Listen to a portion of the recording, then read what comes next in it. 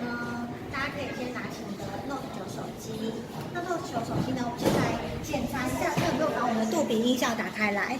大家可以到我们的主画面的部分，主画面里面有个设定，打开来。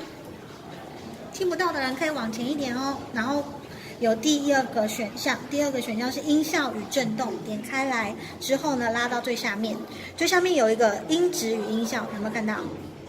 没看到的要摇头哦。音效，从音效与震动，对，然后拉到最下面，有一个音效与好，音质与音效，然后看一下第一个杜比环绕音效的部分有没有打开来，有哦，打开来，那就代表你的杜比音效打开来 ，OK。那之后呢，我们就回到主画面。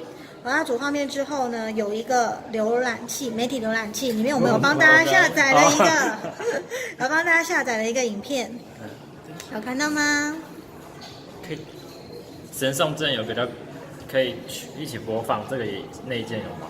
一起播放。就是几只手机连接之后一起播放，在 S3的时候我记得有。要有程式啦，对啊，现在有那真没有件吗？，真没有。这应该没有内容。如果大家一起放的话，会比较有效吧？可能要就是就会出来了下载。好，那我们现在里面已经有一个影片，有看到吗？来拉到最下面，那个最下面。最下面被我删掉被你了。删掉了，虾米，对，因为你就这样子给它删掉了。对被我删掉了。因为我在听演的好了。对，我需要。那你好，你要听我的这支。好，大家可以先把影片点开来。点开来之后呢，帮我把手机，好，可以帮我把手机横放。可是因为呢，它这个是杜比环绕音效的话，你要把手机放到你自己的正下方，这样子听起来，你自己的耳朵，对你自己的左右耳朵听起来才会立体声音会比较好一点。那你没有对不对？你要不要拿我的？你可以放在正中央，就是你鼻子。刚刚有人很可爱，他放在额头。这样子是最接近。好，1、2、3。要不要播吗？但它还是慢一点。对，慢了一点。